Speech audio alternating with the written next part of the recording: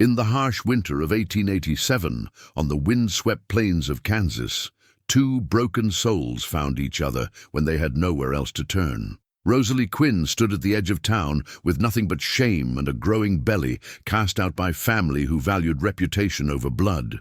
Cal Avery lived in a one-room bunkhouse, mending fences for folks who barely acknowledged his existence, his own name tarnished by accusations he couldn't escape.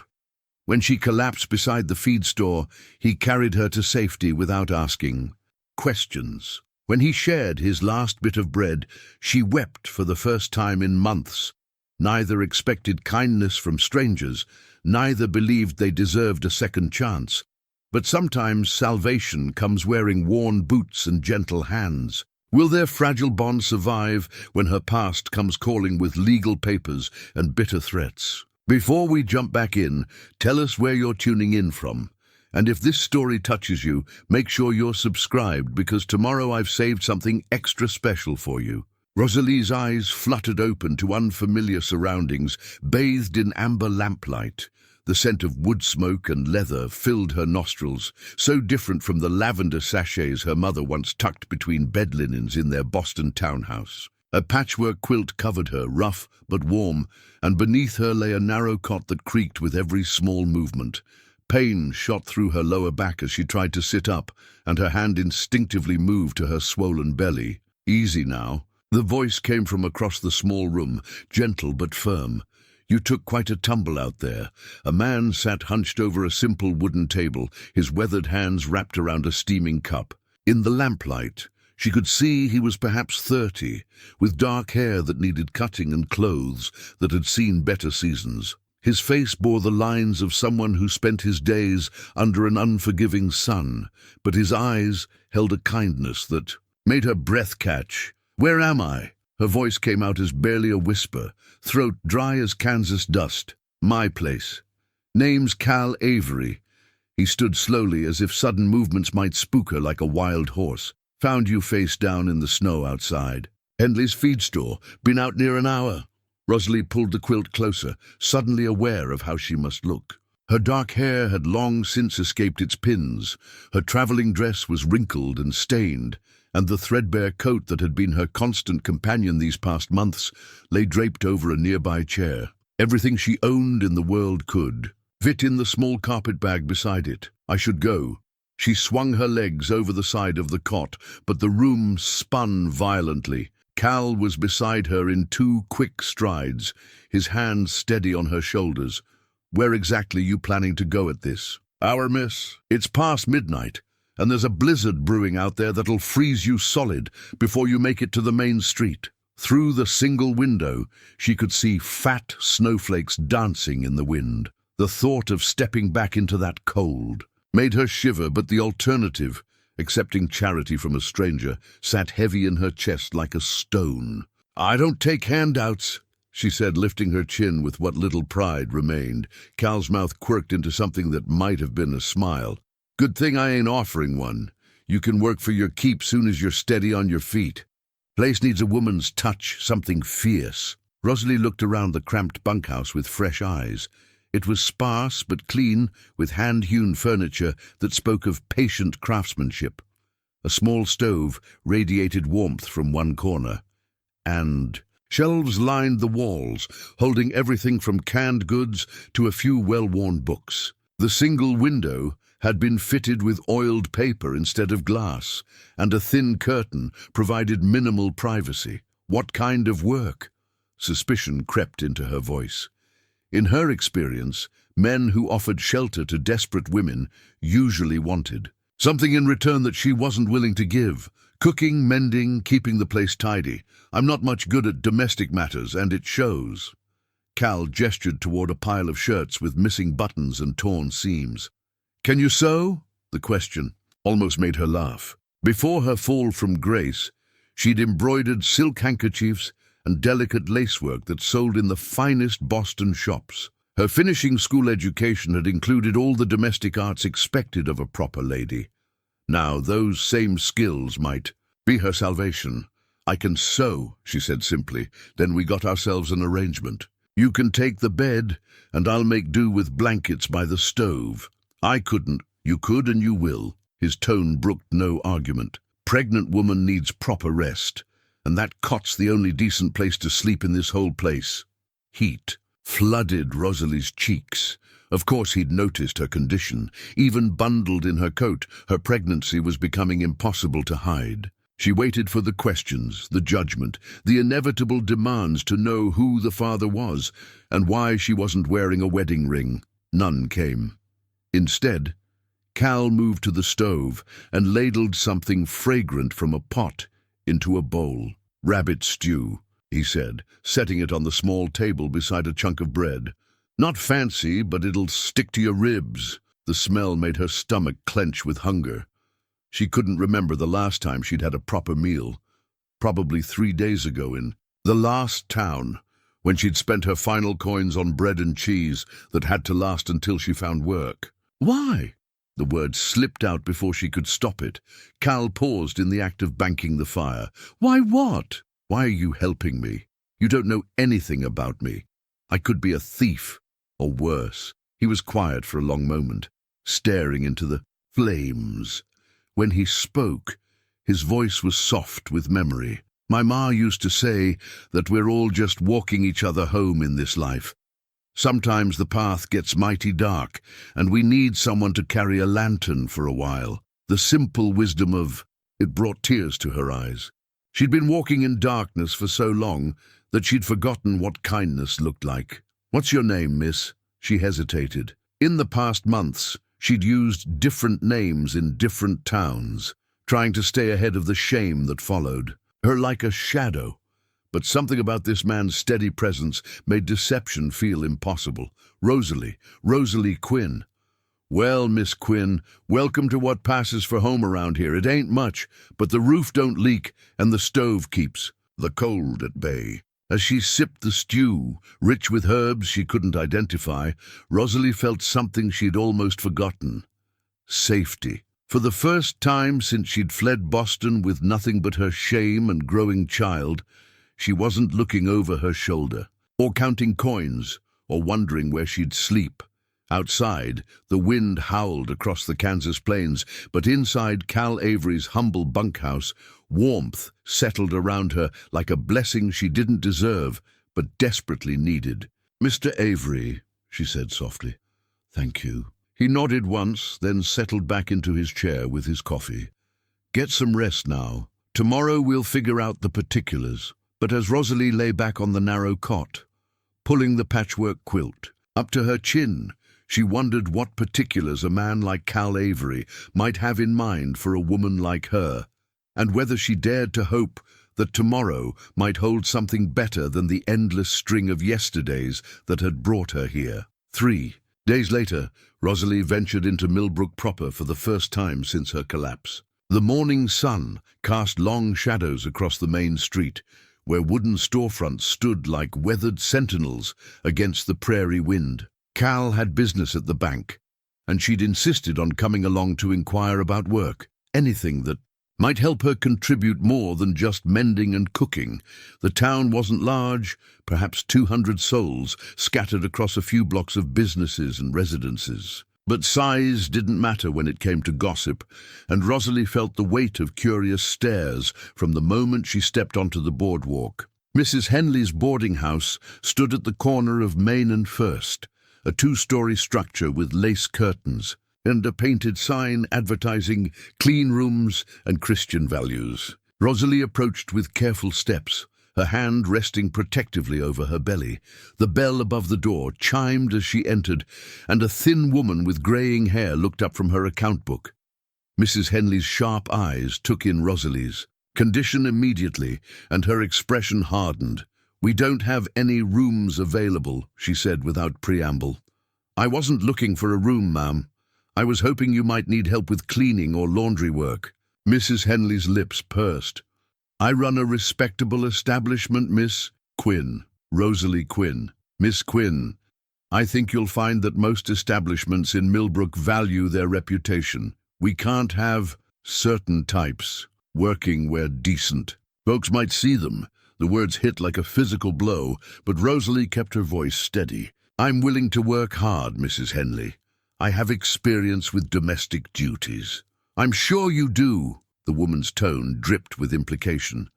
But I think you'd be better served looking elsewhere, perhaps the next town over. Rosalie's cheeks burned, but she nodded politely and left.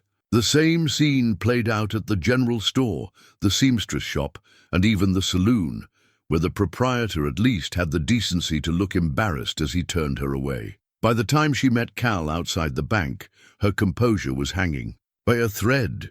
He took one look at her face and guided her toward a quiet spot behind the livery stable. Didn't go well, I take it.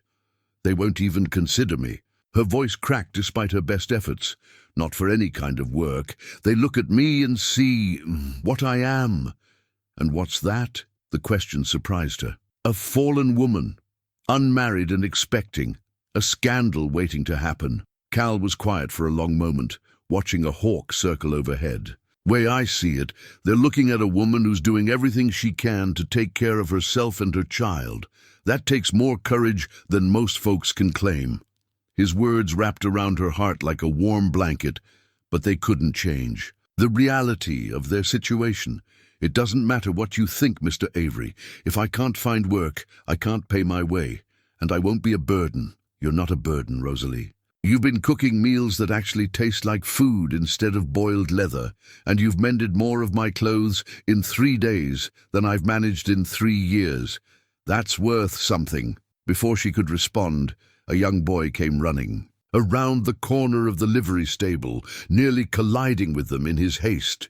He skidded to a stop when he saw Cal, his face flushed with excitement and something that looked like fear. Mr. Avery, Pa sent me to find you.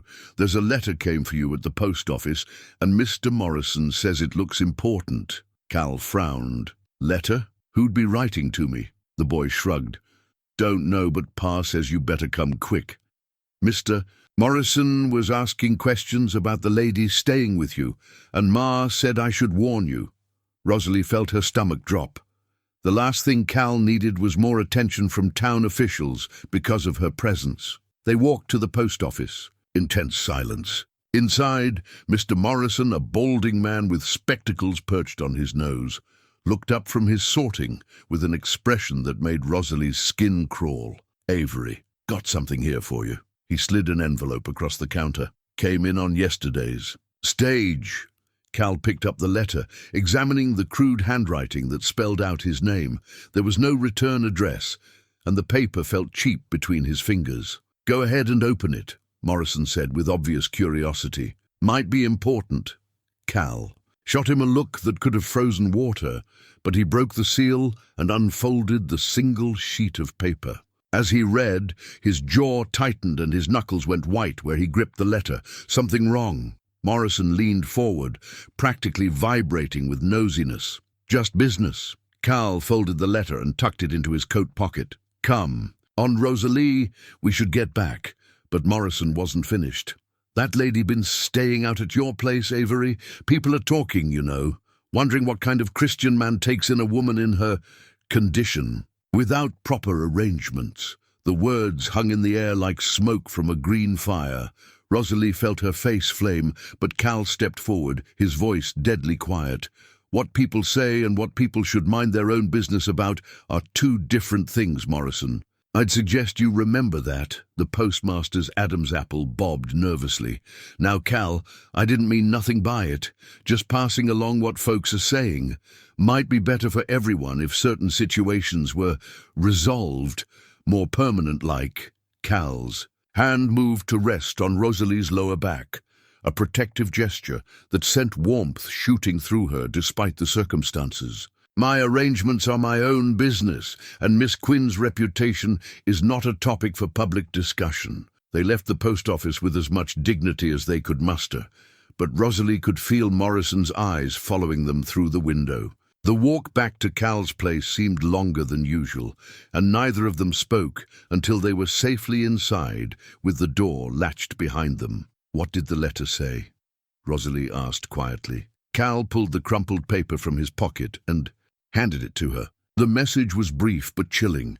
Get rid of the whore or face the consequences. Good Christian folk won't stand for your sin much longer.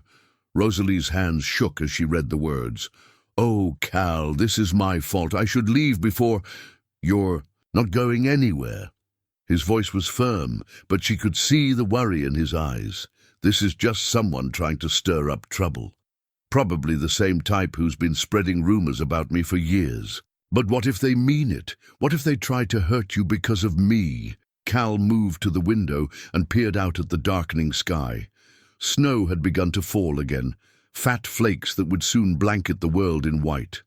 Let them try. I've faced worse than anonymous letters and small-town gossip. Despite his confident words, Rosalie could see the tension in his shoulders.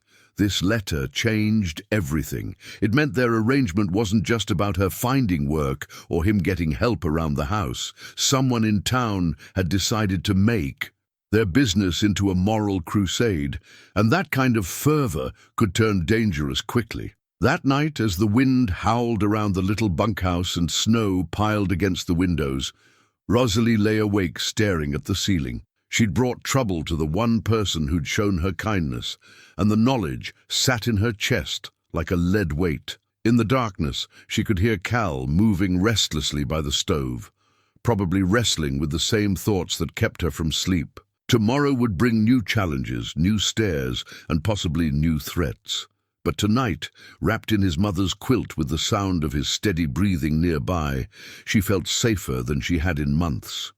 Even if that safety was nothing more than an illusion that could shatter with the next harsh wind. The threatening letter might have rattled them both, but Cal seemed determined not to let it change their daily routine. The next morning he woke before dawn as usual, stoking the fire and putting coffee on to boil while Rosalie stirred beneath the quilts. "Sleep better toward morning?" he asked softly, not wanting to wake her fully if she was still drowsing. "Some." She sat up slowly, one hand pressed to her lower back. The baby seemed to be growing more active each day, and finding comfortable positions for sleep was becoming increasingly difficult. "What time is it?" "Just past 5. I've got work at the Whitmore place today, fixing fence line that came down. In last week's storm. Should be back by supper." Rosalie swung her legs over the side of the cot, accepting the cup of coffee he handed her with grateful hands. The warmth seeped through the ceramic and into her fingers, chasing away the last of the night's chill. "I was thinking," Cal said, settling into his chair with his own cup, "when you're feeling up to it, might be good for you to learn your way around a horse. Not for riding necessarily, but for handling. Case of emergency, or if I'm ever laid up and can't tend to things." The suggestion surprised her. In Boston, she'd ridden occasionally in the park with her family, but always side-saddle on gentle mares, chosen more for their docile temperament than their utility. The idea of actually working with horses seemed both thrilling and terrifying. "You think that's wise, given my condition?" "Nothing strenuous, just getting comfortable around them, learning how they think. Horses are good judges of character, better than most people in my experience." After Cal left for the Whitmore ranch, Rosalie found herself with the rare luxury of uninterrupted time. She moved through the small space, taking inventory of what needed attention. Cal's clothes definitely required mending. She'd noticed several shirts with tears and missing buttons. But first, she wanted to understand more about the man who'd taken her in. The books on his shelves told an interesting story. Mixed among practical volumes on animal husbandry and farming techniques were works of poetry by Whitman and Longfellow, a worn copy of Pilgrim's Progress, and several novels that suggested a man of broader education than his humble circumstances might indicate, but it was the Bible that drew her attention most powerfully. Unlike the pristine family Bible from her childhood, more decoration than daily companion, this one showed signs of constant use. The leather binding was soft with handling, and many pages bore penciled notes in the margins. It fell open naturally to the Psalms, where someone had underlined verse after verse in fading ink. Rosalie traced one passage with her finger. "The Lord is close to the broken-hearted and saves those who are crushed in spirit." The words seemed to pulse with meaning, and she wondered if Cal had found comfort in them during his own dark times. A loose paper fluttered from between the pages, a letter written in a woman's careful script. Rosalie knew she shouldn't read it, but the opening words caught her eye before she could stop herself. "My dearest son." She quickly folded the letter and placed it back where she'd found it, but not before noticing the date. Nearly 10 years old. Cal's mother had been gone a long time. The discovery made her approach her mending with new tenderness. Each careful stitch felt like a small act of care for a man who clearly understood loss and loneliness. As she worked, she found herself humming, something she hadn't done in months, and the little bunkhouse felt less like a temporary shelter and more like a home. When Cal returned that evening, snow dusting his shoulders and color high in his cheeks from the cold wind, he stopped short at the sight that greeted him. Rosalie had moved about the space with careful efficiency, and the results were immediately apparent. His mended shirts hung neatly on pegs, the floor had been swept and mopped, and something that smelled like heaven was bubbling on the stove. "You've been busy," he said, hanging his coat and hat on their hooks. "I found some vegetables in your root cellar and thought I'd try my hand at a proper stew. I hope you don't mind that I took the liberty." "Mind? Woman, I haven't smelled cooking like that since—" He paused, as if catching himself before saying something too revealing. "Since my mother passed. She had a way with simple ingredients that could make a man feel like he was dining at the finest hotel in Kansas City." "Was she the one who taught you to read scripture?" Cal's hand stilled in the act of washing up at the basin. "You found her Bible." "I was dusting the shelves. I'm sorry if I overstepped." "No, it's fine. She'd be pleased to know it was being looked after." He dried his hands carefully, his movements deliberate. "Ma always said that book had all the answers a person needed if they knew how to listen for them." "Did you find your answers there?" The question hung between them, weighted with implications. Neither was quite ready to explore. Cal was quiet for a long moment, staring out the window at the falling snow. "Some of them. Others I'm still working on." Over supper, and it truly was the finest meal either of them had tasted in recent memory, they fell into an easy conversation about books and ideas. Rosalie discovered that Cal had attended school through the 8th grade, unusual for a ranch, and had continued his education through voracious reading whenever time and circumstances allowed. "Always figured knowledge was the one thing nobody could take away from you," he said, spooning up the last of his stew. "Land can be lost, money can disappear, but what's up here?" He tapped his temple. "That's yours forever. Is that why you read poetry?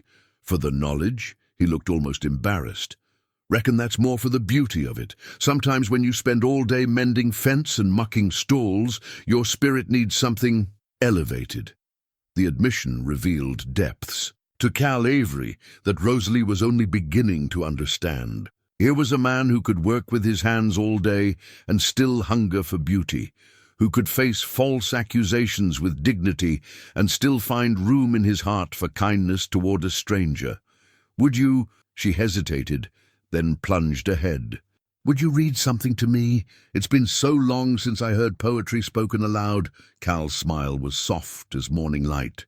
He retrieved the Whitman volume and opened it to a page that was clearly one of his favorites, judging by the wear patterns. "This is from Song of Myself," he said, his voice taking on a different quality, richer, more resonant. "For every atom belonging to me as good belongs to you. I loaf and invite my soul. I lean and loaf at my ease, observing a spear of summer grass." As his voice filled the small space with Whitman's expansive vision, Rosalie felt something shift inside her chest. The baby stirred too, as if responding to the rhythm of the words, and she placed her hand over the movement. When Cal finished the passage, the silence that followed felt sacred rather than empty. "Your child's lucky," he said quietly, nodding toward her hand on her belly. "Going to have a mother who appreciates beautiful things. And what about a father?" The words slipped out before she could stop them, carrying all the uncertainty and hope she'd been trying to suppress. Cal set the book aside carefully. as if it were made of delicate glass. Every child deserves a father who'll protect them and teach them right from wrong, someone who'll be there when the storms come. The weight of unspoken possibilities settled between them like fresh snow, pure and full of potential, but fragile enough to be disturbed by the slightest misstep. Outside, the wind picked up again, rattling the oiled paper window and reminding them both that winter was far from over.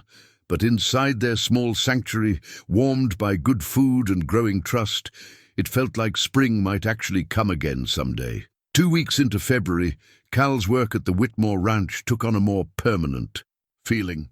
Thomas Whitmore, a gruff but fair-minded rancher in his 60s, had been impressed with Cal's careful attention to detail and his way with the livestock. What started as day labor was beginning to look like steady employment, a blessing that eased some of the financial pressure weighing on both Cal and Rosalie. "Whitmore's offered me regular work through spring," Cal announced one evening as he stamped snow off his boots. 3 days a week to start, more when calving season begins. "In earnest, it's good money, enough to set some aside." Rosalie looked up from the mending in her lap, a delicate christening gown she was embroidering for Mrs. Patterson, one of the few women in town who'd quietly begun bringing her sewing work. "That's wonderful news. Mr. Whitmore seems like a decent man." "He is. Doesn't ask questions, judges a man by his work rather than his reputation." Cal paused in the act of hanging up his coat. "He asked about you, though, not in a nosy way, just concerned-like." "Concerned how? Whether you were being looked after proper? Whether you had what you needed for the baby coming?" Cal's ears reddened slightly. "I told him you were managing fine, but he said his wife might have some things she could spare. Baby clothes and such that their grandchildren have outgrown. The offer of help should have felt like charity, but somehow it didn't. Perhaps because it came through Cal, or perhaps because she was learning to accept that kindness sometimes wore. The face of practical necessity.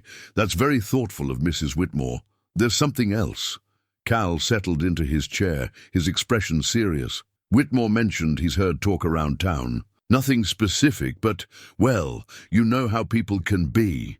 Rosalie's hands stilled on her needlework. She'd hoped the anonymous letter might be an isolated incident, but apparently the gossip mill was still grinding away. "What kind of talk?" "The usual narrow-minded nonsense.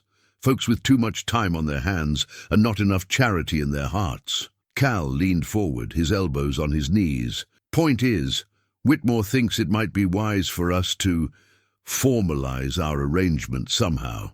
Make it harder for people to spread rumors." "Formalize how?" Cal was quiet for a long moment, staring at his hands. When he spoke, his voice was careful, measured.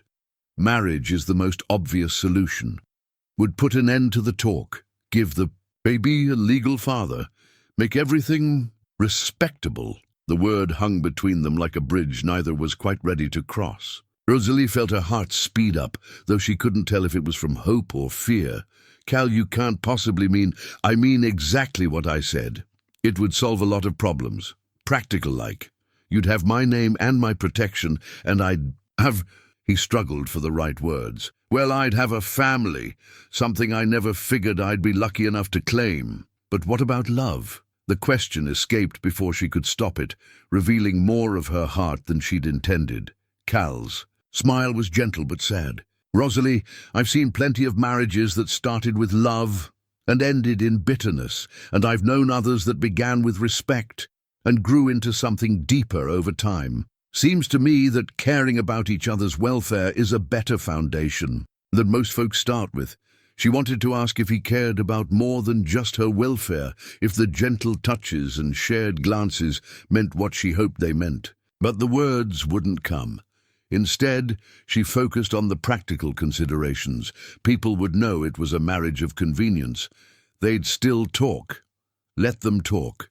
Married is married, and a woman with a wedding ring gets treated different than one without, no matter what folks whisper behind closed doors. That evening, as they sat by the fire sharing one of Cal's poetry books, Rosalie found herself stealing glances at his profile in the lamplight. His offer of marriage was generous beyond measure, but it also raised questions she wasn't sure she was ready to answer. Did she have the right to accept such a sacrifice from him? And what would happen if her feelings continued to grow while his remained merely protective? The baby chose that moment to deliver a particularly vigorous kick, making Rosalie gasp and press her hand to her side. "Strong one," Cal observed with a smile. "Got some definite opinions about something, probably protesting the amount of sitting I've been doing. I feel like I haven't had proper exercise in weeks. Actually, that reminds me." Cal closed the book and stood up. "Been meaning to introduce you to the horses, like we talked about. Weather's been too rough, but tomorrow's supposed to be clear. Might be a good day for it if you're feeling up to it." The prospect of getting outside, of learning something new, lifted Rosalie's spirits considerably. "I'd like that very much." The next morning dawned crisp and bright, with the kind of crystalline air that made every breath feel like a gift. Cal led her to the small stable behind his bunkhouse, where two horses stood quietly in their stalls. One was a sturdy bay gelding named Buck, the other a smaller sorrel mare with intelligent eyes and delicate features. "This is Sage," Cal said, stroking the mare's neck. "She's got the sweetest temperament of any horse I've ever known." "Perfect. In for learning on." Rosalie approached cautiously, extending her hand for the mare to sniff. Sage's nostrils fluttered warm breath across her palm. Then the horse gently nudged her shoulder, as if offering friendship. "She likes you," Cal said, clearly pleased. "Horses know things about people, things we sometimes miss ourselves." For the next hour, Cal taught Rosalie the basics of horse handling: how to approach safely, how to read their body language, how to lead and halt and turn. Despite her bulky winter coat and the awkwardness of her pregnancy, she found herself moving with growing confidence around the gentle mare. "You're a natural," Cal said as Sage followed Rosalie around the small paddock like a large, devoted dog. "Most folks are nervous around horses at first, but you've got an easy way with her. She makes it easy. It's like she knows to be careful around me. Animals have instincts about things like that.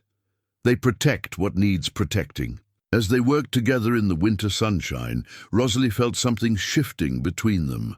The easy partnership, the way Cal anticipated her needs and offered guidance without condescension, the gentle pride in his voice when she succeeded at something new.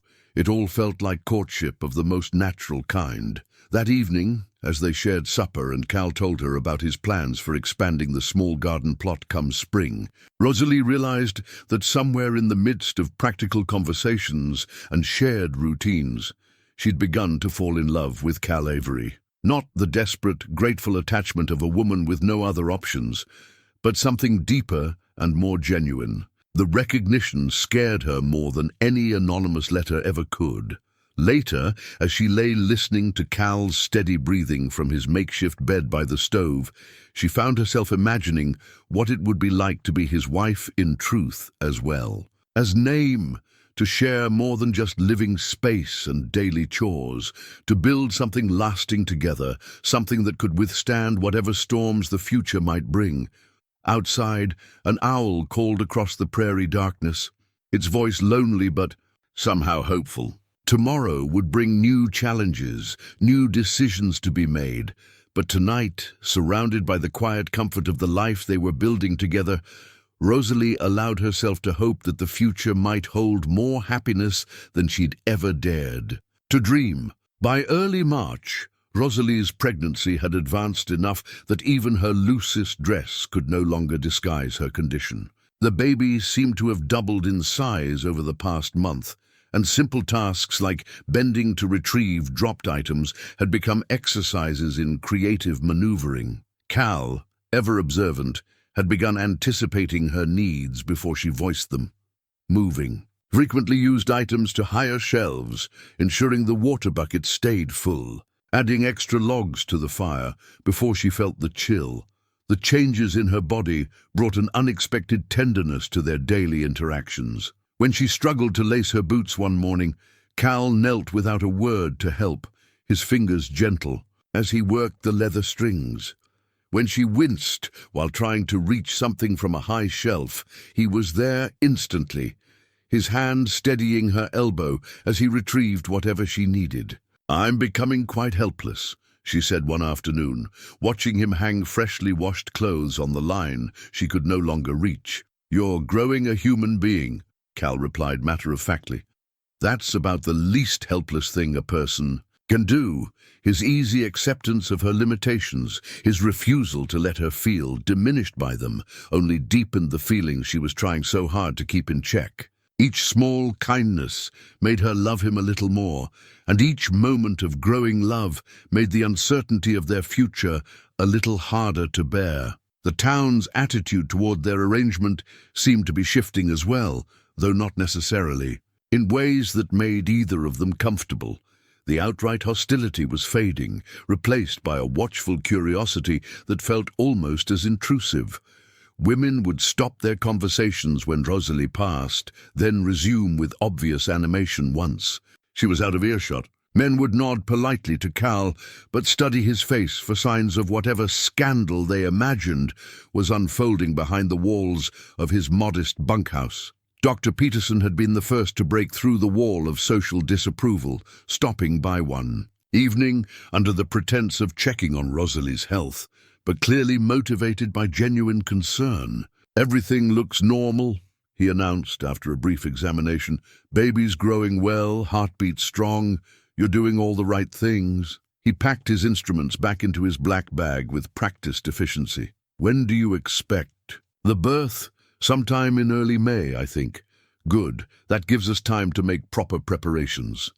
He turned to Cal, who'd been waiting outside during the examination. "You'll want to think about where the delivery will take place.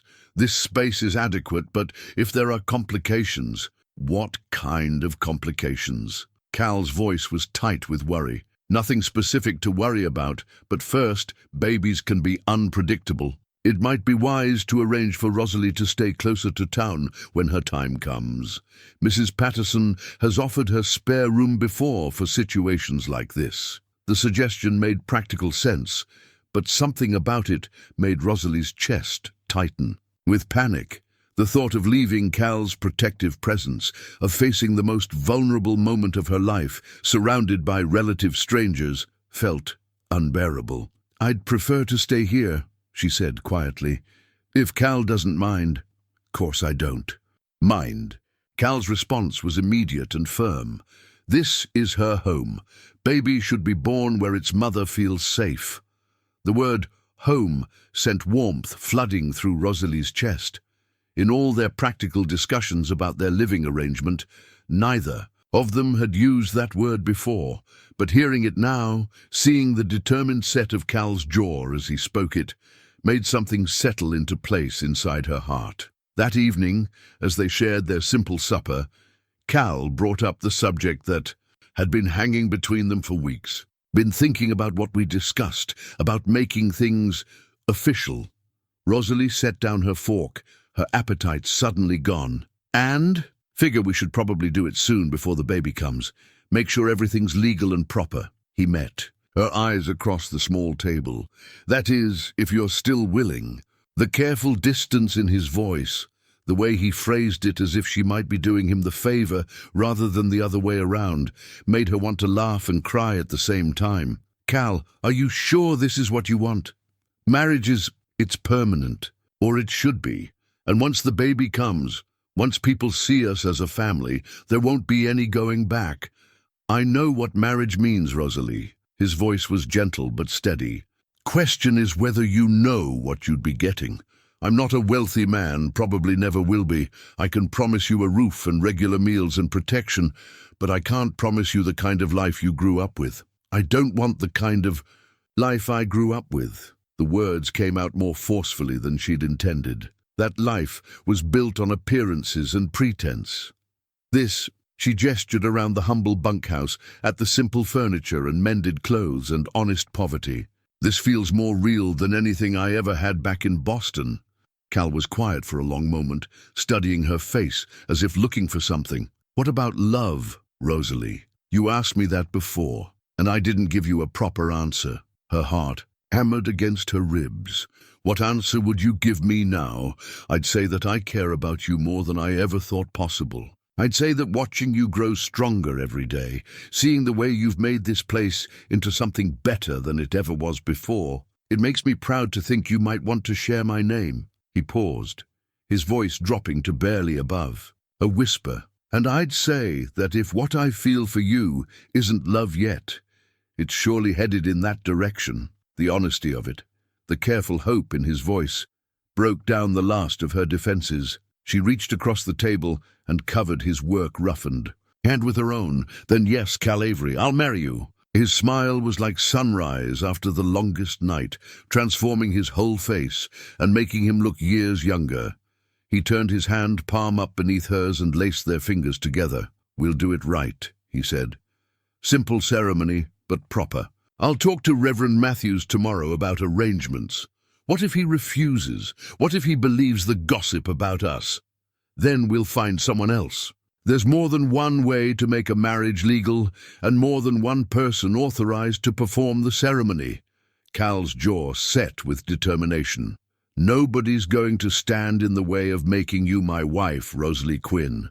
Not gossip, not small-minded prejudice, not anything." That night, as she lay in the narrow cot that would soon be replaced by something more suitable for a married couple, Rosalie tried to imagine what their wedding day would look like. She had no fancy dress, no family to attend, no traditional trappings of the ceremonies she'd imagined as a young girl, but she would have Cal's steady presence, his quiet strength, and the promise of a future built on mutual respect and growing affection. Outside, the March wind was losing some of its bitter edge, and she could swear she smelled the faintest hint of spring in the air. Change was coming, to the season, to her body, to the life she and Cal were building together, and for the first time, in longer than she could remember, she was looking forward to whatever that change might bring. The conversation with Reverend Matthews went better than either Cal or Rosalie had dared to hope. The elderly minister, a man with kind eyes and a practical understanding of human nature, listened to their request without judgment and agreed to perform the ceremony with only the mildest of questions about their circumstances. "I've been in this business long enough to know that love comes in many forms," he said, settling back in his chair in the small parsonage parlor. "What matters is that you're both entering into this commitment with open hearts and honest intentions." "We are," Cal said simply, his hand finding Rosalie's and holding it firmly. "Then we'll set the date for next Saturday, if that suits you both. Simple ceremony, just the vows and the blessing. You'll need 2 witnesses.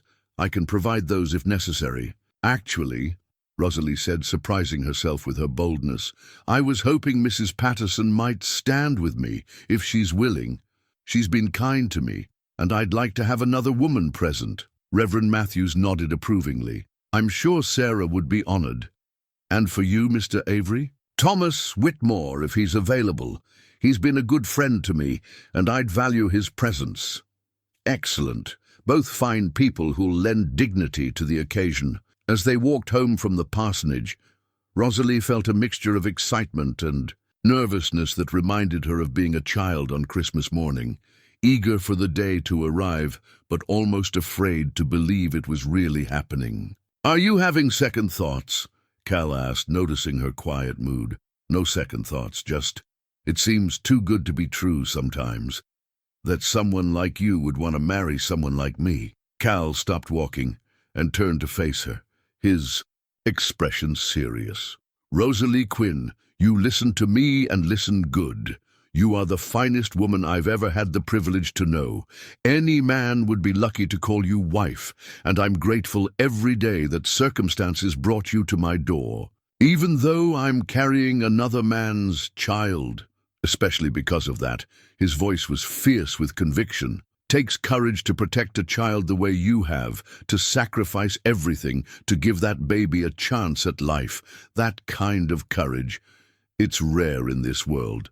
His words wrapped around her heart like a healing balm, easing hurts she'd carried for so long that she'd forgotten they were there. When he offered his arm and they resumed walking, she felt lighter than she had in months. The next few days passed in a blur of preparation. Mrs. Patterson, as expected, was delighted to serve as witness and insisted on helping Rosalie prepare for the ceremony. She arrived at the bunkhouse on Thursday evening with an armload of supplies and a determined expression. "Now then," she said, settling herself at the small table, "we need to do something about your dress situation. You can't be married in that old traveling outfit, no matter how well you've mended it." "I don't have anything else that fits," Rosalie admitted, "and there's no money for—" "Nonsense! I've brought my sewing basket and some lovely blue fabric that's been sitting in my trunk for 2 years, waiting for the right occasion. We're going to make you a proper wedding dress, even if we have to work all night to do it." The kindness was overwhelming. Rosalie found herself blinking back tears as Mrs. Patterson unfolded yards of soft blue wool, the color of a summer sky. "It's too much," she whispered. "I can't accept. You can, and you will. Every bride deserves to feel beautiful on her wedding day, and I'll not have you standing before God and your husband-to-be looking anything less than radiant." They worked by lamplight, cutting and pinning and stitching with the focused intensity of women on a mission. Mrs. Patterson proved to be not only generous, but skilled with a needle, and by Friday evening they had created something truly lovely, a simple but elegant dress that accommodated Rosalie's pregnancy while still making her feel feminine and graceful. "There," Mrs. Patterson said, stepping back to admire their handiwork as Rosalie modelled the finished dress. "You look like a proper bride now." Rosalie caught sight of herself in Cal's small shaving mirror and barely recognized the woman looking back. The blue fabric brought out the color of her eyes, and the careful tailoring disguised the bulk of her pregnancy while emphasizing the glow that had begun to illuminate her features. "Thank you," she said, her voice thick with emotion. "I don't know how to repay such kindness. You repay it by being happy, by building a good life with that man of yours and raising that baby to know right from wrong. That's payment enough for any woman." Saturday morning dawned clear and bright, with the kind of crisp air that made everything seem possible. Cal had risen early to tend the horses and complete his morning chores, but Rosalie could see the nervous energy in his movements, the way he kept checking his pocket watch and smoothing his hair. He'd managed to acquire a proper suit for the occasion, borrowed from Thomas Whitmore, who was roughly the same build, and the transformation was remarkable. Gone was the everyday ranch hand. In his place stood a gentleman who could have graced any drawing room in Boston. "You clean up mighty nice, Mr. Avery," Rosalie said, adjusting his tie with gentle fingers. "You're not so bad yourself, soon to be Mrs. Avery." The title sent a thrill through her that she tried not to examine too closely. In a few hours she would be someone's wife again, but this time to a man who'd chosen her not for her family's connections or her social standing, but for herself alone. They walked to the church together, hand in hand, drawing curious stares from the few townspeople they encountered. Word of their impending marriage had spread, as news always did in small communities, and reactions had been mixed. Some folks nodded approvingly, pleased to see the scandal resolved in a respectable manner. Others watched with the disappointed air of people whose entertainment was being taken away. Inside the small sanctuary, Reverend Matthews waited with Thomas Whitmore and Mrs. Patterson. The space was simple but peaceful, with afternoon sunlight streaming through plain glass windows and the scent of pine from the freshly scrubbed pews. "Are you ready?" the Reverend asked kindly. Cal looked down at Rosalie, his eyes warm with affection and something deeper. "I've been ready since the day I carried you out of that snowstorm." The ceremony itself was brief but meaningful. They spoke their vows in clear, steady voices, promising to honor and cherish each other through whatever trials might come. When Cal slipped the simple gold band onto her finger, a ring he'd purchased with money saved from his work at the Whitmore Ranch, Rosalie felt something fundamental shift inside her chest. "You may kiss your bride," Reverend Matthews said with a smile. Cal's kiss was gentle but sure, a promise of deeper intimacy to come. When they broke apart, Rosalie saw her own wonder reflected in his eyes. They were married. After all the uncertainty and fear, all the judgment and gossip, they had found their way to this moment of quiet joy. Mrs. Patterson dabbed at her eyes with a handkerchief, and Thomas Whitmore pumped Cal's hand with hearty congratulations. Even Reverend Matthews seemed moved by the simple sincerity of what they'd witnessed. "May God bless your union," he said, placing a gentle hand on each of their shoulders. "And may you find in each other the partnership and comfort that makes life's burdens lighter." As they walked home as husband and wife, Rosalie felt the curious eyes of the town upon them, but found she no longer cared about gossip or speculation. She was Mrs. Calvin Avery now, protected by his name and his love, carrying his child in the eyes of the law, if not in biological fact. "Happy?" Cal asked as they approached their little bunkhouse, their home. "Happier than I ever thought I'd be again," she answered truthfully.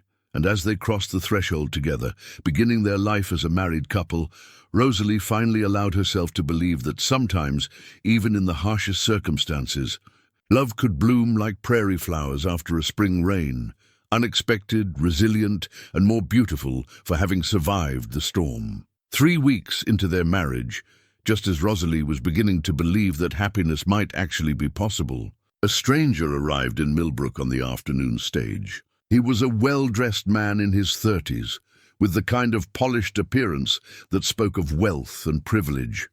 Tailored coat, fine leather boots, and a gold watch chain that caught the sunlight as he stepped down from the coach. Cal was at the Whitmore Ranch when the stranger made his inquiries, so Rosalie didn't learn of his presence until Mrs. Patterson arrived at their door that evening, her face pale with worry. "Rosalie, dear, there's something you need to know." A man came to town today asking questions about you. Said his name was Marcus Delacroix, and he was looking for a Miss Rosalie Quinn who might be in a delicate condition.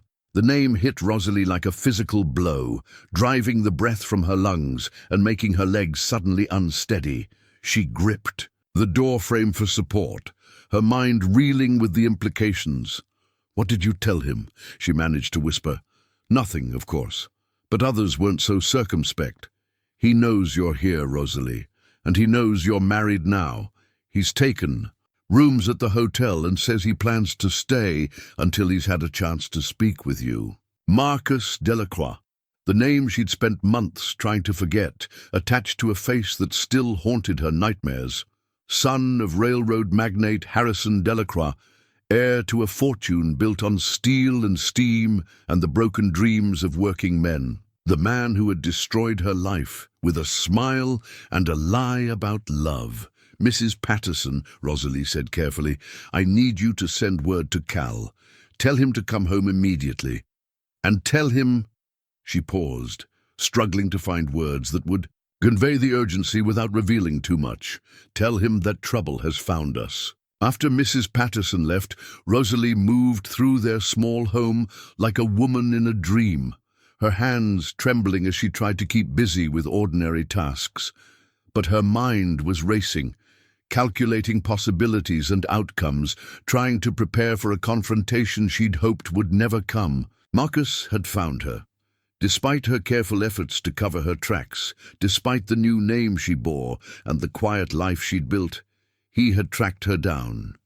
But why? What could he possibly want with her now, when he'd made it clear months ago that their association was an embarrassment he intended to forget? Cal arrived home just as the sun was setting, his face grim with concern. One look at Rosalie's ashen complexion told him everything he needed to know about the seriousness of the situation. "Tell me," he said simply, hanging up his coat and hat. "His name is Marcus Delacroix. He's the father of my child." The words felt like broken glass in her throat. "I worked as a governess for his younger sisters when I first came west from Boston. He was charming, attentive, said he loved me, said he wanted to marry me. Cal's jaw tightened, but he remained silent, letting her tell the story at her own pace. I was so naive, so desperate to believe that someone like him could care for someone like me. She couldn't finish the sentence. The shame of it still too raw even after all these months. He forced himself on you. Cal's voice was deadly quiet. Not exactly. I thought I was willing. I thought we were going to be married. But afterward, when I told him about the baby, he laughed. Said I was a fool if I thought a Delacroix would marry a servant girl. He offered me money to disappear, to take care of the problem, as he called it. When I refused, he had me dismissed, and made sure I couldn't find work anywhere in Colorado. Cal was quiet for a long moment, his hands clenched into fists at his sides. When he spoke, his voice was carefully controlled. What do you think he wants now? I don't know. Nothing good. Rosalie sank into her chair, one hand pressed protectively over her belly.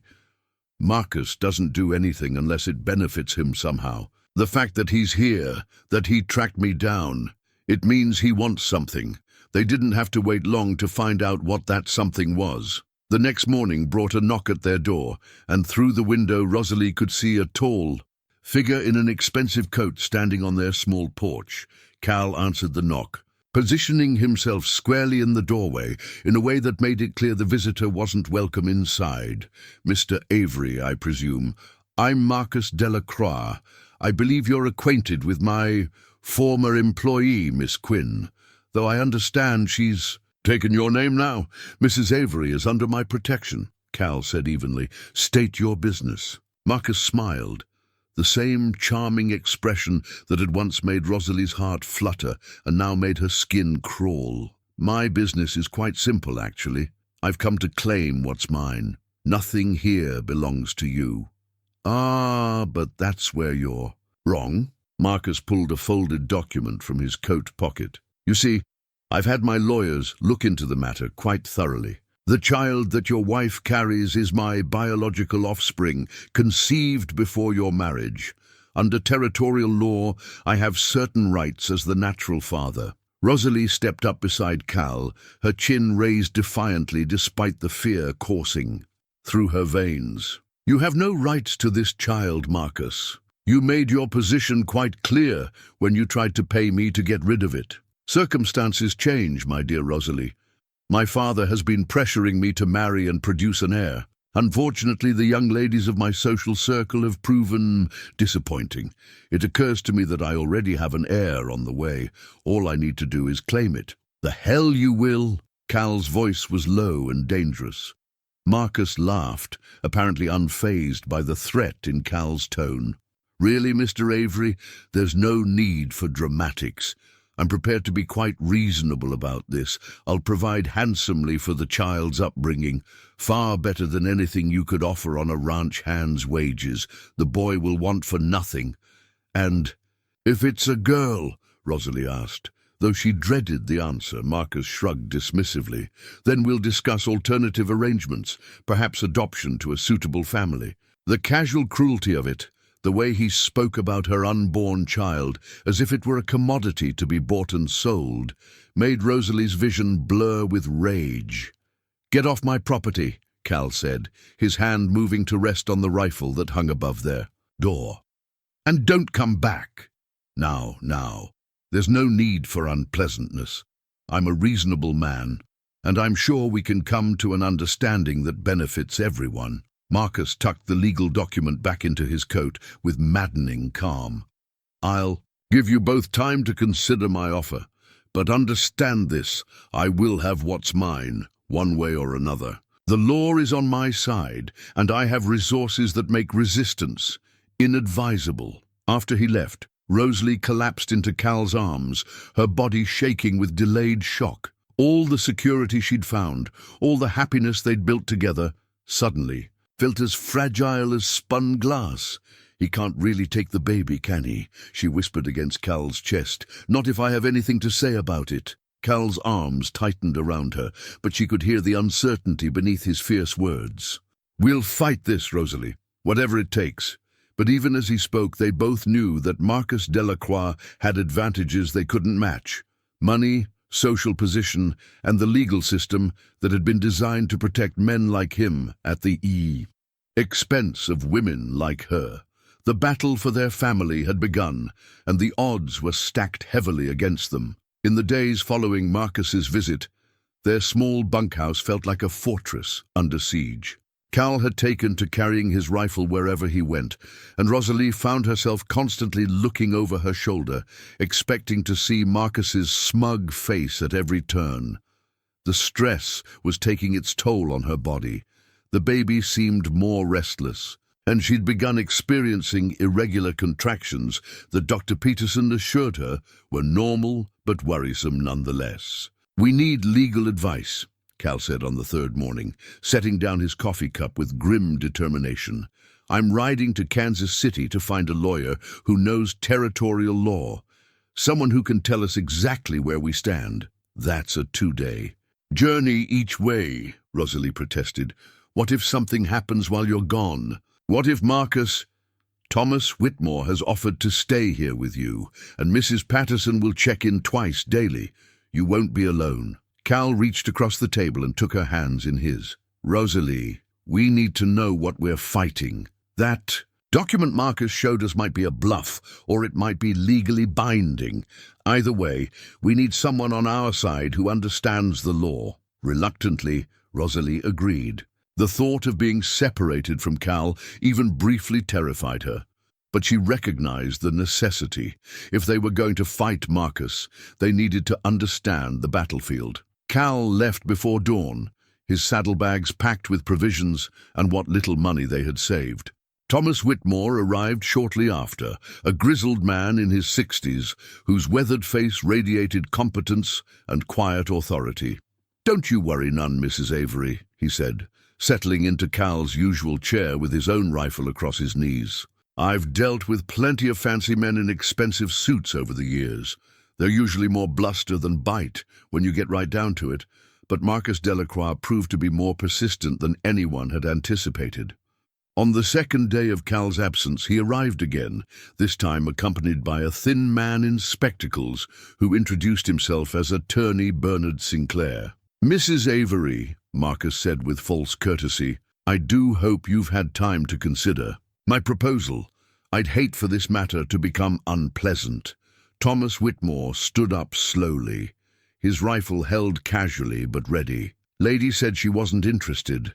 Time for you to move along." Marcus's smile never wavered. "Mr. Whitmore, isn't it? I believe you lease grazing rights from the Territorial Land Office. It would be unfortunate if questions arose about the legitimacy of those leases. My father has considerable influence with the territorial government." The threat was subtle, but unmistakable. Thomas's jaw tightened, but before he could respond, Rosalie stepped forward. "Leave Mr. Whitmore out of this, Marcus. Your quarrel is with me." "Actually, my dear, my quarrel is with the law. Mr. Sinclair, would you be so kind as to explain the legal situation to Mrs. Avery?" The attorney cleared his throat nervously. "Under current territorial statute, a biological father maintains certain rights to his offspring, regardless of the mother's subsequent marriage. In cases where the father can provide superior material support, the courts have generally favored paternal custody. And I can certainly provide superior support," Marcus added smoothly. "The child will be raised in comfort, educated at the finest schools, given every advantage that money can provide. As opposed to this." He gestured dismissively at their modest surroundings. "Really, Rosalie, surely you can see that I'm offering what's best for the child." "What's best for the child is to be raised by people who love it," Rosalie said, her voice shaking with fury. "Something you've never understood." Marcus's facade of pleasantness finally cracked. "Love doesn't put food on the table or provide educational opportunities. Sentiment is a luxury the poor can't afford." "Get out." Thomas Whitmore's voice was deadly quiet. "Get out now, before I forget my manners." Marcus and his lawyer retreated, but not before Marcus delivered one final threat. "You have until tomorrow to make your decision, Rosalie.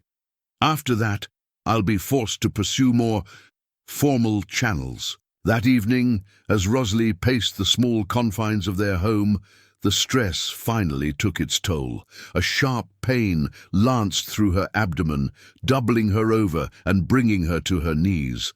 Thomas was beside her instantly, his weathered hands gentle as he helped her to the bed. "Mrs. Patterson," he bellowed toward the door. "Get Dr. Peterson now!" The next hour passed in a blur of pain and fear. Dr. Peterson arrived breathless and immediately began his examination, his face grave as he worked. "The baby's in distress," he announced finally. "Mrs. Avery, you need to stay in bed and avoid any further stress. Any shock to your system right now could trigger premature labor." "But Cal isn't back yet," Rosalie whispered. "And Marcus said—" "Whatever Marcus said can wait," Dr. Peterson said firmly. "Your priority right now is keeping that baby safe for as long as possible." But even as he spoke, they could hear the sound of horses approaching. Through the window, Rosalie could see Marcus returning with a larger group. His lawyer, 2 men who looked like hired muscle, and worst of all, a man wearing a marshal's badge. Thomas Whitmore checked his rifle and positioned himself by the door. "Doc, you better stay close to Mrs. Avery. This is about to get complicated." The marshal knocked, his voice carrying the authority of territorial law. "Mrs. Avery, I'm Marshal Harrison. I have a court order requiring you to appear before Judge Morrison tomorrow morning regarding custody of your unborn child." "She can't travel," Dr. Peterson called out. "Medical emergency. The stress could kill her and the baby." "Then perhaps—" Marcus's voice drifted through the door. "She should have considered that before making this more difficult than necessary." As night fell with Cal still absent and hostile forces literally at their door, Rosalie felt the weight of impossible choices pressing down on her. Outside, Marcus's men had made camp, clearly intending to maintain their vigil until morning. Inside, Dr. Peterson monitored her condition with growing concern while Thomas Whitmore kept watch at the window. "There's got to be something we can do," Thomas muttered. "Some way to fight this legal nonsense." But Rosalie was beginning to understand the true scope of Marcus's power. He hadn't just found her. He'd orchestrated an entire legal campaign designed to strip away everything she'd built with Cal. The court order, the marshal, even the timing of his arrival while Cal was away, it was all calculated to leave her defenseless. Another contraction gripped her, stronger than before, and she bit her lip to keep from crying out. The baby was coming whether she was ready or not, and Cal was still a day's ride away. Whatever happened next, she would face it alone, with only the uncertain protection of friends who had already risked more than they should for her sake. As she lay in the darkness listening to the murmur of voices outside, Rosalie made a decision. It would either save her family or destroy it forever. When morning came, she would not be going quietly to face Marcus's rigged court. She would fight, even if it meant sacrificing everything she held dear. The baby kicked strongly, as if sensing her resolve, and Rosalie placed her hand over the movement with fierce protectiveness. "Not much longer now," she whispered. "Whatever happens, I won't let him take you." Outside, Marcus's campfire flickered in the prairie wind, a reminder that some battles couldn't be won with good intentions and honest hearts. But Rosalie had learned something about herself in these past months. She was stronger than she'd ever imagined, and she would not surrender without a fight that Marcus Delacroix would never forget.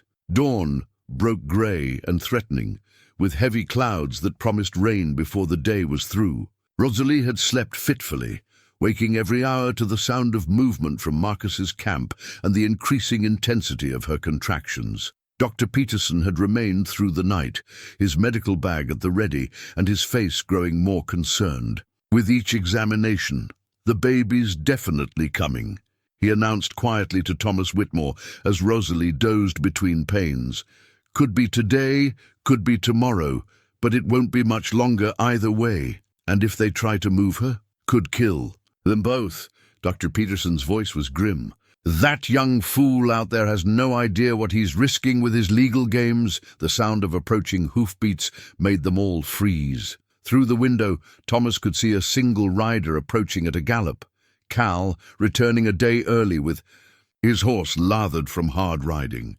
Cal dismounted before his horse had fully stopped, his face dark with fury and determination. In his hand, he carried a leather portfolio that suggested his trip to Kansas City had been successful. Marcus emerged from his tent to intercept him, flanked by his hired men and the marshal. "Mr. Avery, perfect timing. We were just preparing to escort your wife to town for her court appearance. She's not going anywhere." Cal's voice carried an authority that stopped Marcus mid-stride. "My wife is in labor, and any attempt to move her could result in her death." "How convenient," Marcus sneered. "Another delay tactic." Cal opened the leather portfolio and withdrew a thick document. "This is a writ of injunction issued by the Territorial Court in Kansas City, signed by Judge William Crawford. It bars you from any further contact with my wife or my child, pending a full review of your paternity claims." Marcus's lawyer, Sinclair, stepped forward to examine the document. His face paled as he read. "Mr. Delacroix, this appears to be legitimate. Judge Crawford has jurisdiction over all territorial custody matters." "Impossible," my father assured me that all the territorial judges were sympathetic to our position. "Judge Crawford is a federal appointee, not territorial," Cal said with satisfaction. "And he takes a dim view of men who abandon pregnant women and then try to claim their children after others have taken responsibility." The marshal examined the writ and nodded reluctantly. "This supersedes my court order. You'll have to settle this through proper legal channels, Mr. Delacroix." But Marcus was far from finished. "Fine, we'll play your legal games. But understand this, Avery. I have resources you can't imagine. I can tie this up in courts for years, bankrupt you with legal fees, destroy any chance you have of making a living in this territory. Is your pride really worth condemning that child to a life of poverty?" Before Cal could respond, a sharp cry from inside the bunkhouse cut through the morning air. Rosalie's labor had taken a sudden, dramatic turn. "Doc!" Thomas called urgently. "You better get in here!" Dr. Peterson rushed inside, followed immediately by Cal. Rosalie was gripping the bed frame, her face pale with pain and effort. "Something's wrong," she gasped. "The baby, it's coming too fast." Cal was beside her instantly, taking her hand while Dr. Peterson made his examination. Outside, Marcus and his men waited with obvious impatience, unaware that the situation had become genuinely life-threatening. "The cord," Dr. Peterson muttered, his hands working quickly. "It's wrapped around the baby's neck. We need to deliver immediately, but carefully." For the next hour, the small bunkhouse became a battlefield where life and death hung in the balance. Cal held Rosalie's hand, whispering encouragement while she fought to bring their child safely into the world. Thomas Whitmore stood guard at the door, his rifle ready in case Marcus decided to intrude on the medical emergency. Outside, Marshal Harrison had taken control of the situation, ordering Marcus and his men to maintain a respectful distance while the medical crisis played out. Even Marcus seemed to grasp that his legal maneuvering had become secondary to the immediate question of survival. "Push, Rosalie," Dr. Peterson commanded. "One more time, and we'll have this little one free." With a final tremendous effort, Rosalie delivered her child into Dr. Peterson's waiting hands. For a terrifying moment, the baby was silent and still, the umbilical cord dark around its tiny neck.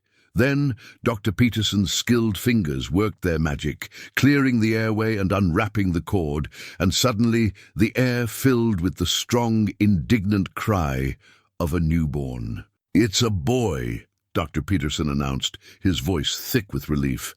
"A healthy, beautiful boy." Cal looked down at the tiny, red-faced infant in the doctor's hands and felt something fundamental shift inside his chest.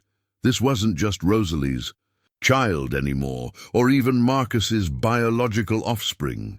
This was his son, the baby he had protected and worried over for months, the child he would raise and love and teach to be a good man. "Let me hold him," Rosalie whispered, her face radiant despite her exhaustion. As she cradled the baby against her breast, Cal saw the fierce love in her eyes, and knew that no court order or legal document could ever break the bond between mother and child. Whatever happened next, this moment belonged to them, their family, complete and perfect and worth fighting for. Dr. Peterson worked quickly to tend to Rosalie and ensure the baby's continued health. "Everything looks good," he announced finally. "Mother and child are both stable, but they need rest, quiet, and absolutely no stress for the next several days." Outside, Marshal Harrison was explaining the situation to an increasingly agitated Marcus. "Sir, you need to understand that this changes everything. That baby's been born to a married woman on her husband's property. Under territorial law, Mr. Avery is the legal father regardless of biological paternity." "That's impossible," Marcus sputtered. "My lawyers assured me." "Your lawyers were dealing with an unborn child and an unmarried mother," the marshal interrupted. "The situation has changed dramatically. I suggest you consult with legal counsel before taking any further action." Through the window, Cal could see Marcus's face contorting with frustrated rage. All his careful planning, all his legal maneuvering, had been undone by the simple fact of birth and the laws that protected married couples. But Cal knew better than to assume the fight was over. Men like Marcus Delacroix didn't accept defeat gracefully, and the resources he commanded were still formidable. This victory was temporary. The real battle for their family was just beginning. Marcus's retreat was tactical, not permanent. Within hours of the baby's birth, he was back with reinforcements, a different lawyer, a new set of legal documents, and a determination that bordered on obsession. This time, however, he faced an unexpected obstacle. The town of Millbrook itself had begun to choose sides. Word of the birth had spread quickly through the small community, and with it came a groundswell of support for Cal and Rosalie that surprised everyone, including themselves. Mrs. Patterson arrived first, carrying a basket of food and baby clothes, her usually stern face soft with maternal concern. "How's our new mother doing?" she asked, bustling into the bunkhouse with the efficiency of a woman who'd helped deliver half the babies in the county. "Tired but well," Dr. Peterson reported. "Both mother and child are healthy, but they need rest and quiet." "Well, they're not going to get much quiet with that circus outside," Mrs. Patterson said grimly, glancing toward the window where Marcus's expanded entourage had made camp.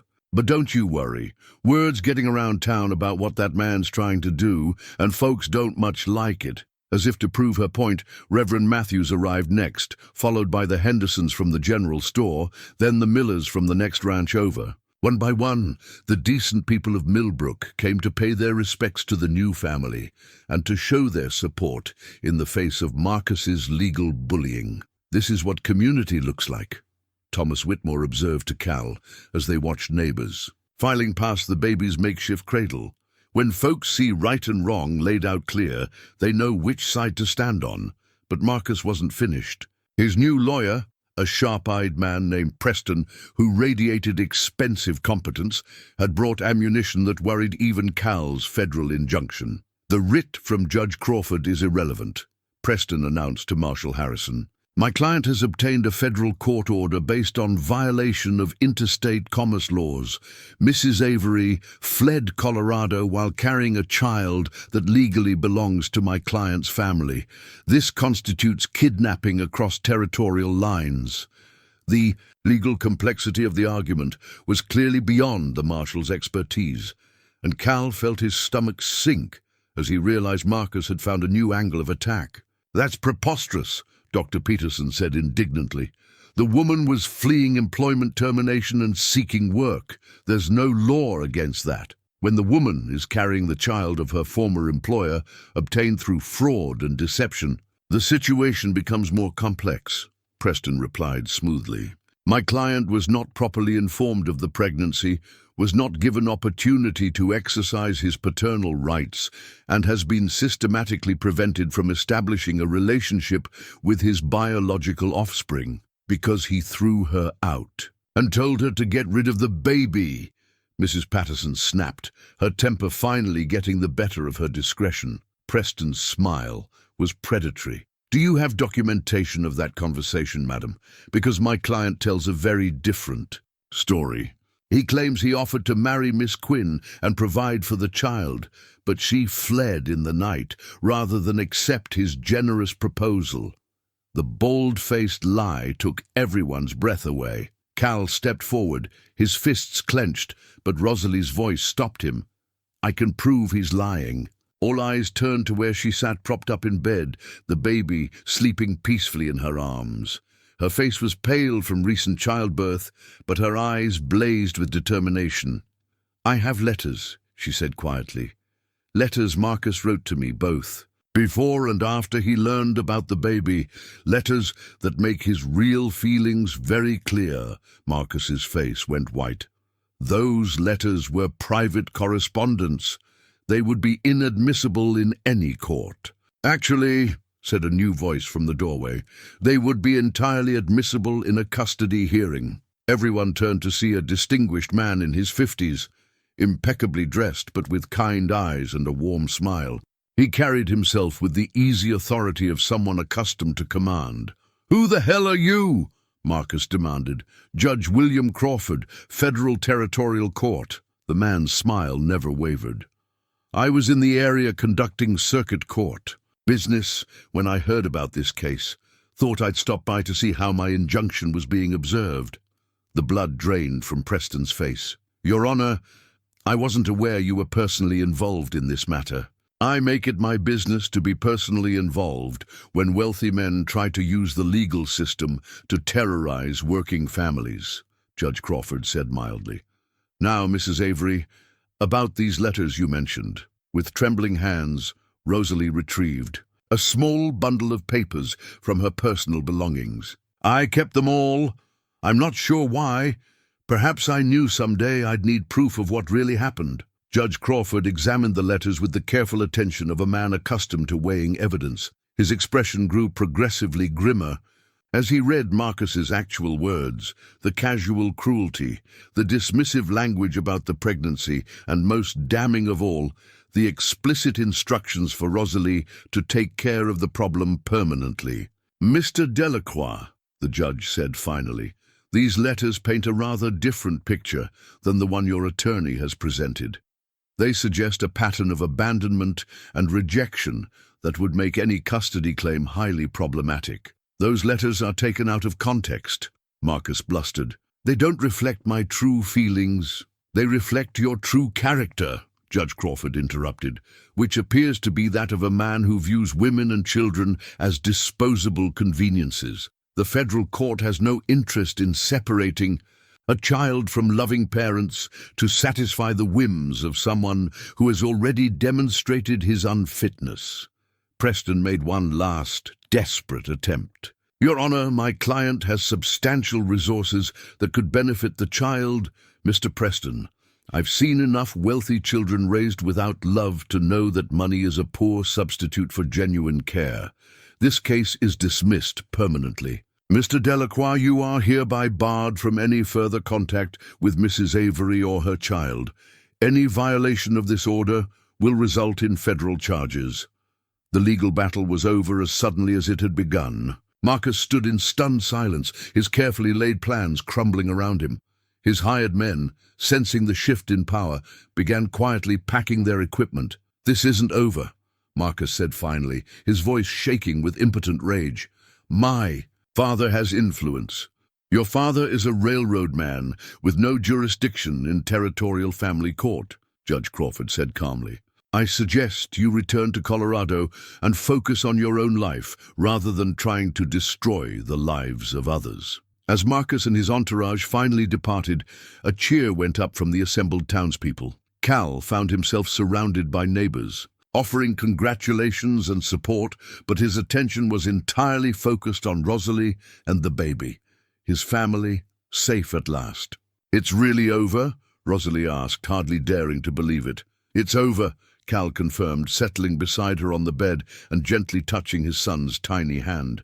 "We're free to raise our boy in peace." As the baby stirred and opened his eyes that were unmistakably Cal's deep brown, rather than Marcus's pale blue, Rosalie felt the last of her fears dissolve. Whatever biological connection Marcus might have claimed, this child belonged to the man who had chosen to love them both from the beginning. The community of Millbrook had proven itself that day, standing together against injustice and showing that sometimes, when decent people unite, they can prevail against even the most powerful opponents. As evening fell and their neighbors gradually departed, Cal and Rosalie found themselves alone with their son for the first time, a real family, legitimate and protected, with a future full of possibilities stretching out before them. 6 months. After the confrontation with Marcus Delacroix, the Kansas prairie had settled into the gentle rhythm of late autumn.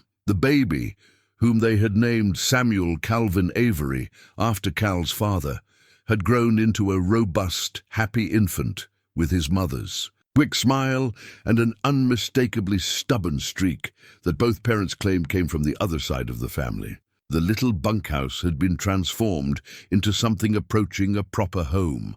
Cal's steady work at the Whitmore Ranch had provided enough income to add a small addition, a nursery for Samuel and a proper bedroom for the couple who had discovered that their marriage of convenience had blossomed into something far deeper and more lasting than either had dared to hope. Rosalie stood at the kitchen window, watching Cal teach Samuel to wave from his position, cradled in one strong arm. At 6 months old, the baby was fascinated by the horses and would gurgle with delight whenever Cal carried him to the stable. There was something profoundly moving about watching the gentle giant of a man who had once believed himself unworthy of family love, cooing at a baby who clearly adored him.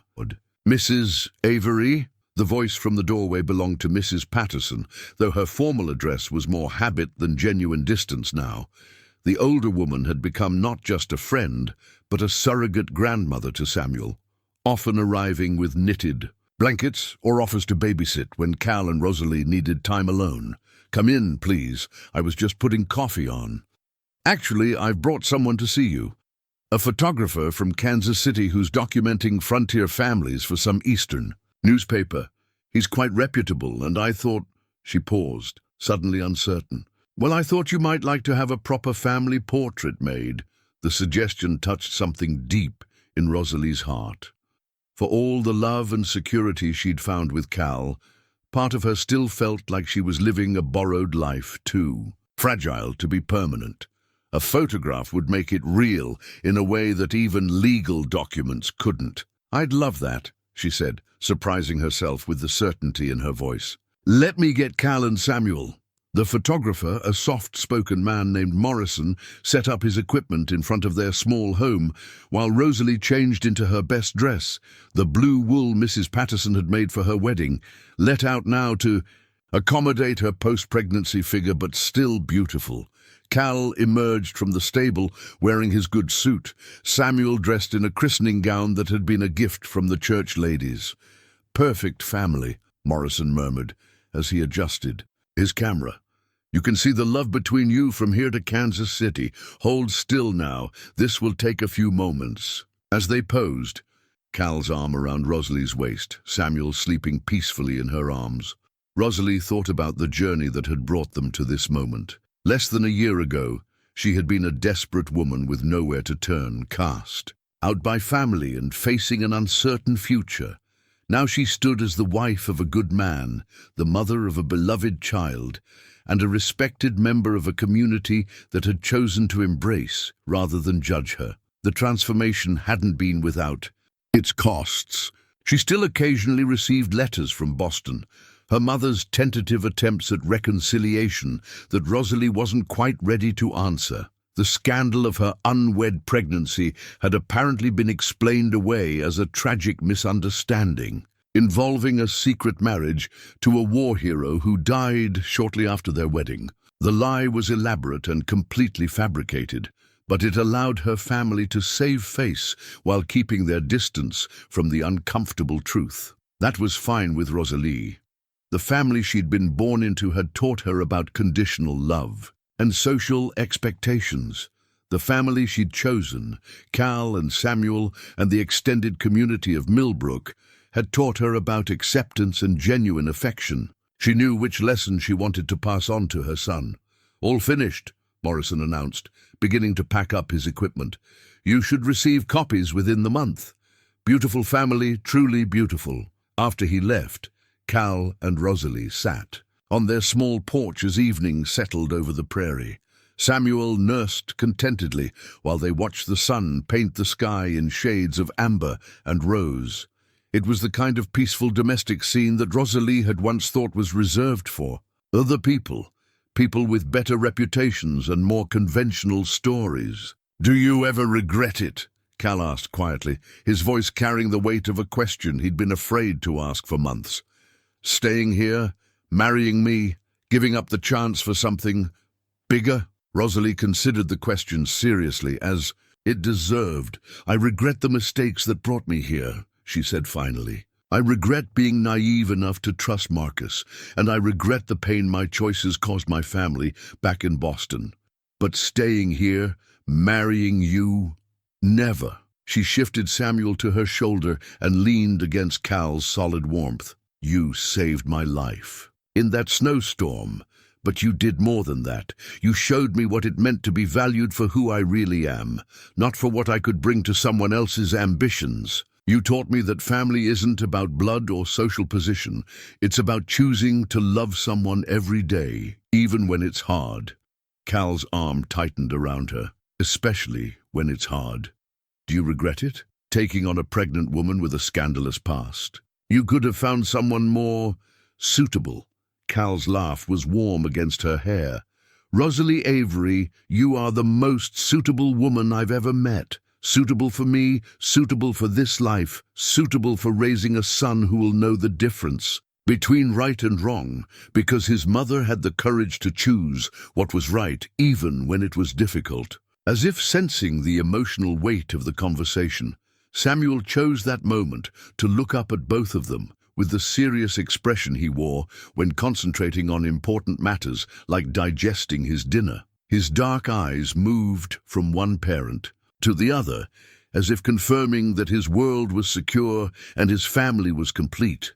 "What do you think he'll be when he grows up?" Rosalie mused, stroking the baby's soft hair. "Happy," Cal said without hesitation. "Whatever else he becomes, he'll be happy. Because he'll know he was wanted from the moment he drew breath, and he'll grow up seeing what real love looks like between his parents." The photograph, when it arrived 3 weeks later, captured more than just their physical likenesses. It showed a family that had been forged in adversity and tempered by choice, bound together not by accident of birth, but by deliberate commitment to each other's welfare. Rosalie had it framed and placed on the mantel, where it served as a daily reminder that sometimes the most beautiful things in life came from the most unexpected beginnings. Years later, when Samuel was old enough to ask questions about his origins, they would tell him the truth, that he was born from complicated circumstances, but raised in uncomplicated love. They would teach him that a man's worth wasn't measured by his bloodline, but by his actions, and that the families that mattered most were the ones you chose to build and protect. But for now, as autumn settled into winter and their small home, filled with the warmth of contentment, it was enough to sit together in the gathering dusk and watch the first stars appear over the prairie. They had weathered the storms, literal and metaphorical, and emerged stronger for the experience. Whatever challenges the future might bring, they would face them together, secure in the knowledge that love, once properly rooted, could flourish even in the harshest soil. The wind carried the scent of coming snow, but inside their snug home, the fire burned bright and steady. Outside, the vast expanse of Kansas stretched to the horizon, full of possibilities and new beginnings. And in the quiet spaces between heartbeats, between breath and breath, between one day and the next, the Avery family continued the ancient work of creating home from hope, building tomorrow from the courage to choose love over fear. It was, Rosalie thought as she watched Cal gently rock their son to sleep, the most beautiful life she could have imagined, not because it was perfect, but because it was real.